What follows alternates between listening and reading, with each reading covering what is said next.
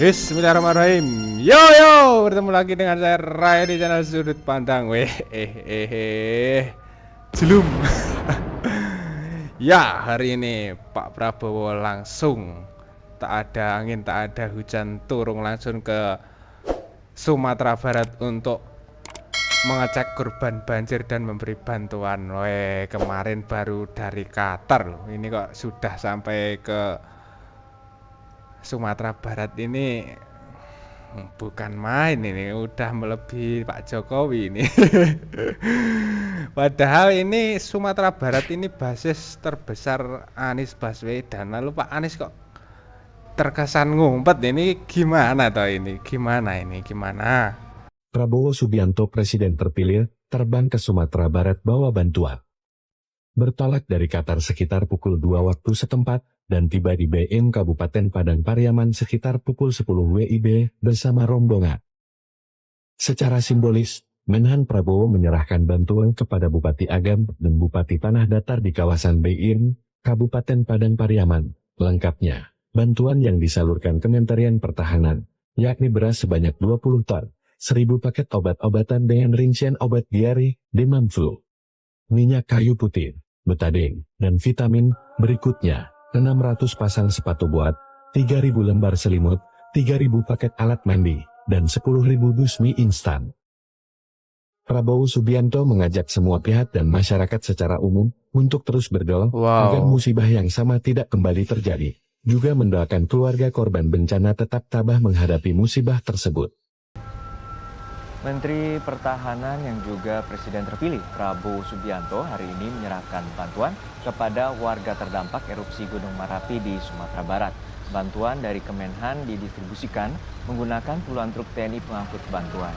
Bantuan nantinya akan disalurkan ke lokasi tempat pengungsi yang terdampak di Agam, Tanah Datar, dan juga Padang Panjang.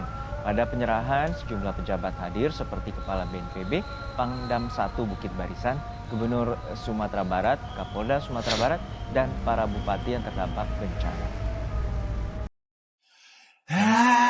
Wow, Pak Anies, halo, Pak Anies. Di mana suara Anda ini? Kok enggak menengok korban-korban yang terjadi di Sumatera Barat? Padahal kemarin kan sudah dibantu besar-besaran di 2024. Kok yang turun bukan Pak Anies, malah Pak Prabowo ini. Luar biasa ya Pak Prabowo ini. Nggak salah pilih Pak Jokowi. Yang dikatakan tidak bisa belusukan, ternyata ampuh ini. Nah, langsung disambut beberapa warga. Terbang dari Abu Dhabi. Prabowo serahkan bantuan korban banjir bandang di Sumatera Barat. Luar biasa ini. Saset.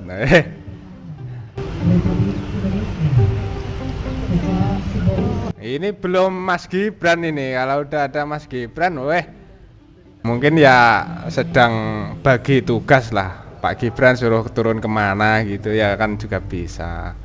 Ini yang ditunggu Pak Anies sih. Wah, apa ya?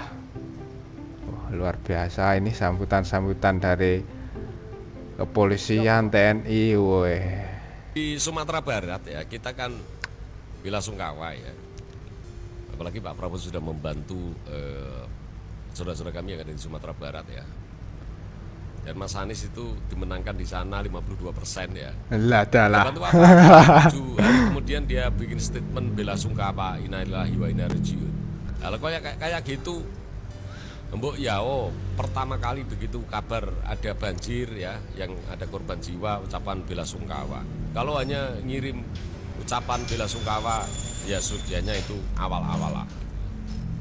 Ya setidaknya kalau nggak ada uang untuk membantu, setidaknya mengerahkan loyalisnya kayak Claudio ya. Kemudian kayak Lena itu iuran 10.000 kalau masuk ini setuju bos lah tidaknya gitu. Masa 1.000 nggak punya uang dikumpulkan kemudian untuk membantu saudara-saudara kami yang ada di Sumatera Barat. Jangan omon-omon saja. Dibela mati-matian oleh orang Sumbar, masa nggak bantu apa-apa. Itu ada yang Jakarta mengaku kemarin tuh Bintang Bagus mengatakan depan rumahnya yang dukung Anies dan saudara-saudaranya yang ada di Sumatera Barat. Itu setelah Pak Prabowo membantu di sana, itu dia sampai menangis karena ternyata selama ini Pak Prabowo keliru. Ternyata saya tidak mendukung Pak Prabowo, mendukung 01. Ternyata justru ketika ada bencana alam yang membantu Pak Prabowo. Nah,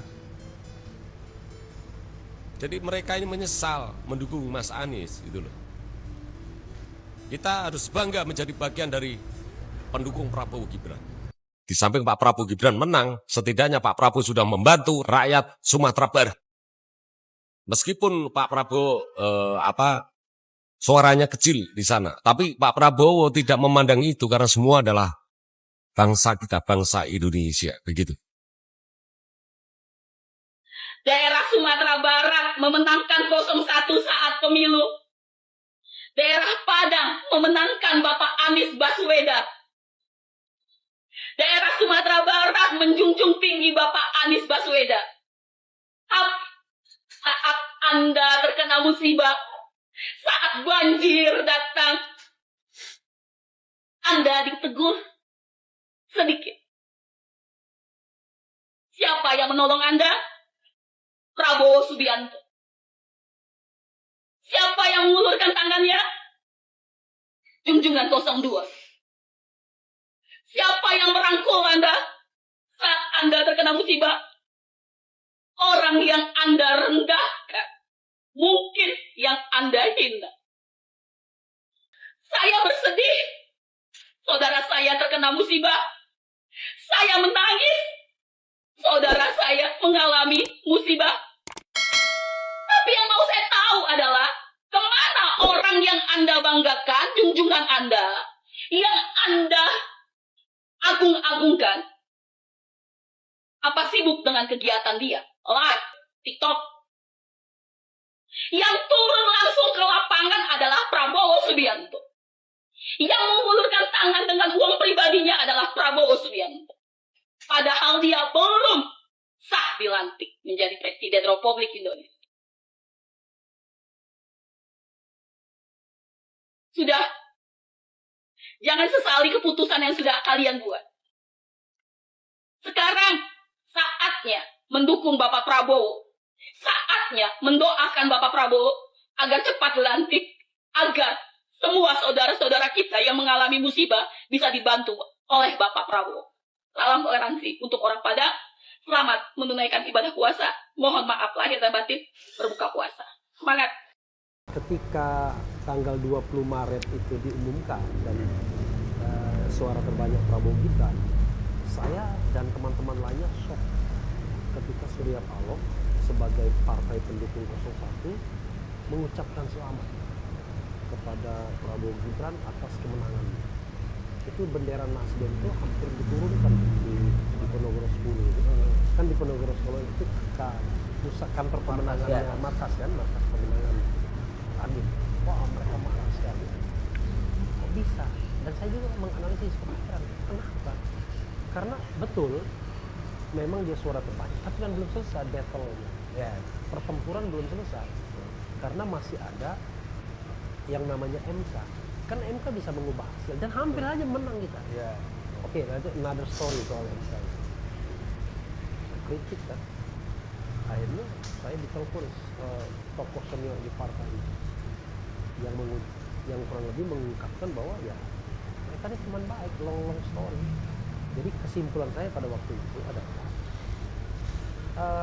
siapapun yang menang, mereka akan saling ajak, gitu. akan saling dalam tanda kutip barangkali membela kepentingan masing-masing, akan saling melindungi. Kan secara teoritis tidak mungkin yang namanya Nasdem mendukung Gerindra. Bagaimanapun, bagaimanapun Nasdem pengen juara satu dong sebagai partai kan. Ya. Tapi pertemanan tidak bisa dihilangkan. Karena itu ketika satu menang, Surya Paloh bilang teman kita sudah jadi presiden. Kan begitu kan? Oh, itu tidak heran. Buru-buru dia mengatakan. Nah, itu melukai orang seperti saya, relawan yang kemudian menyediakan diri tanpa dibayar untuk berjuang mempertahankan pemilu yang jujur dan adil ke MK kan. Tapi itu juga terjadi di, maksudnya apa kan di dalam Dewan Pakar, kemudian di MK kemarin sempat Oh iya. Teman-teman tim hukum itu juga sempat drop Iya. Bang, melihat situasi ini. Ya kalau drop sih tidak, tetapi ya semua menyayangkan. Saya kan memantaunya kan di grup WA kan. Kok bisa Surya Paloh ngomong begitu? Padahal belum ada penetapan pemenang. Baru kan suara terbanyak. Harus suara terbanyak. Penetapan pemenang kan baru tanggal 24 April kemarin. Setelah MK. Iya, setelah MK kan. Dan itu sudah menjadi fatsun politik. Sebelum ada putusan MK, ya Anda nggak boleh selebrasi dulu, nggak boleh susun kabinet. Kita kan lucu. Ya. Sudah sempat kunjungan ke negara ke Xi Jinping segala kan. Iya. Orang kan bingung. Ini Prabowo datang ke Xi Jinping itu sebagai apa? Sebagai counterpart, ya kan? Atau calon anak? Iri bilang. Tapi belakangan saya mikir, jangan-jangan nih analisis. Wah, kita harus datang nih ke Xi Jinping. Kalau tidak datang, bisa kalah kita di MK. Wah, sehebat itu Xi Jinping. Jangan-jangan. Misalnya, Ya, ini iya, analisis kan jangan-jangan. Ya. Yang namanya geopolitik, yang namanya Cina dan Amerika selalu ikut cawe-cawe dalam. Nah, masalahnya adalah kita dalam hal proxy war ini siapa proxy siapa aja, siapa. Jadi proxy Cina siapa, proxy Amerika siapa, kan itu aja. Tapi setelah aku pengen tanya gini Bang, setelah kejadian Pak Surya Paloh itu, Ya. apa yang dilakukan Pak Anies ke teman-teman tim hukum maupun teman-teman timnas misalnya? Apakah ada upaya dari dia untuk juga menyemangati lagi atau ada diskusi yang Saya sepanjang pengetahuan saya ya, nggak pernah dia singgung. Jadi dia cuma bilang begini, kalau angket kan kita harapkan partai politik mendorong angket. Kalau angket itu bukan di tangan kita kuncinya, di tangan partai politik. Tapi kalau MK, memang di tangan paslon. Jadi paslon punya otoritas untuk menentukan apakah ke MK atau tidak. Oke. Tapi kalau angket, ya dia yang punya otoritas. Nah dari situ saya berpikir bahwa ya Anies tidak punya kontrol terhadap partai politik. Ya, itu soalnya.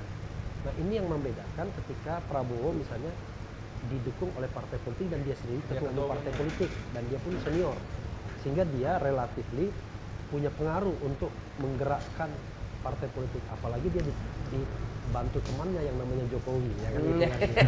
Tambah dia bisa menggerakkan partai politik. Teman. For the time being teman. Tapi saya katakan sejak tanggal 24 April yang lalu Jokowi itu bebek lumpuh. Lame duck sudah. Jadi dia his presidency is lame duck office. Jadi sudah kayak bebek lumpuh. Kenapa? Sederhananya adalah sekarang siapa yang mau mendengarkan Jokowi lagi? Itu analisis ya. Analisis. Nah, kenapa saya begitu? Ya, gini, ada dua hal yang menurut saya yang menjadi patokan saya. Satu, fatsun politik. Oke. Fatsun politiknya kalau Anda kalah, ya Anda jangan gabung dong. Anda karena menjadi oposisi itu sama terhormatnya. Karena itu saya tidak setuju omongan Surya Paloh mengatakan menjadi oposisi bisa setiap saat, tapi ikut dalam pemerintahan tidak bisa. Itu kesempatan yang jarang atau apalah bahasa dia. Atau mungkin pernyataan Demokrat kan ternyata kalau masuk ke pemerintahan kita bisa langsung menjadi eksekutor misalnya kayak gitu-gitu ya, loh. Itu klaim semua orang. Jadi orang menganggap bahwa menjadi oposisi itu nggak ada gunanya. Pertanyaan saya adalah kalau begitu buang aja semua podcast ini nggak ada gunanya, tendang aja kok. Nggak ada gunanya. Tapi coba kita berpikir yang namanya human development, ya kan? Membangun manusia. Nggak bisa hanya dengan soal makan saja, hal-hal yang sifatnya materialistik. Orang perlu gizi pikiran juga. Nah gizi pikiran itu kan didapat dari para oposisi. Yang mencari alternatif berpikir karena dia nggak punya kepentingan yang kalau pejabat kan ngomongnya ngomong A salah, ngomong B salah, ya kan.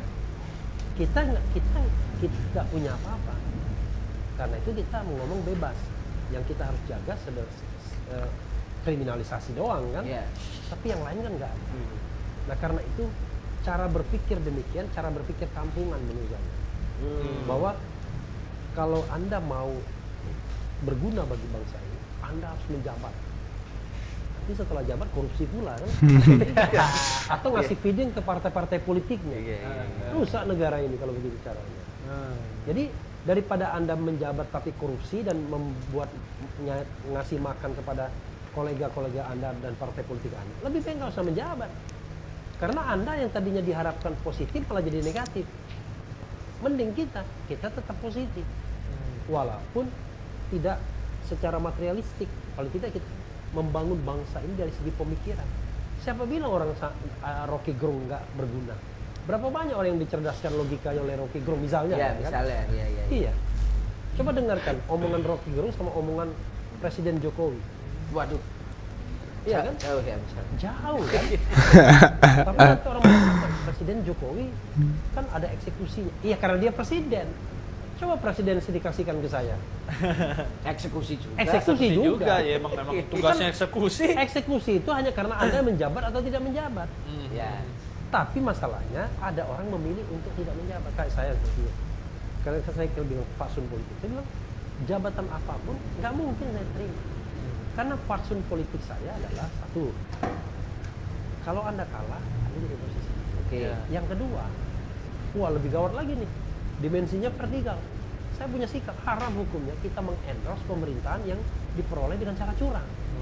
Wah lebih gawat lagi nih. Ya, mengendorse pemerintahan. Tapi kalau saudara dia minta pendapat kita, berkomunikasi, ngundang kita untuk ngasih pendapat, ya nggak boleh tertutup. Namanya pikiran harus bisa terbang kemanapun. Itu adalah bagian dari dinamika ya Mas. Iya. Ada diskusi, Iya. bukan mengendorse. Iya, tapi kalau kita ngendorse dengan alasan kita perlu bersatu, perlu membangun, itu bullshit. Saya tidak pernah percaya bahwa demokratisasi dari dalam, kita gabung, itu bullshit itu, pengubah dari dalam. Bullshit semua. Semua aktivis yang masuk ke dalam pemerintahan jadi kambing Layu semua. Jadi layu semua. Nah, itu. Halo, kupu-kupu Pak Anies, kemana ini? Sumatera Barat sedang menghadapi bencana kok malah nggak tahu ini kemana. Mungkin kalau udah nggak punya uang ya bisa iuran lah. Kemarin orang-orang yang mendukung bisa diajak iuran untuk ke sana bawa bantuan gitu kan masuk juga loh. Yang sekarang yang turun malah Pak Prabowo ini kan luar biasa. Belum dilantik loh ini, belum dilantik menjadi presiden sudah kiprahnya udah tidak bisa dibantah lagi kalau sudah seperti ini. Semoga ya nanti ke depan lebih baik lagi lah bagaimana Pak Prabowo menyikapi hal-hal yang ada di Indonesia. Ini kan sebagai contoh negarawan sejati. Luar biasa. Bagaimana menurut Anda? Silahkan tulis di kolom komentar. Jangan lupa kalian subscribe channel Liga agar semakin berkembang. Wassalamualaikum warahmatullahi wabarakatuh. Salam persatuan.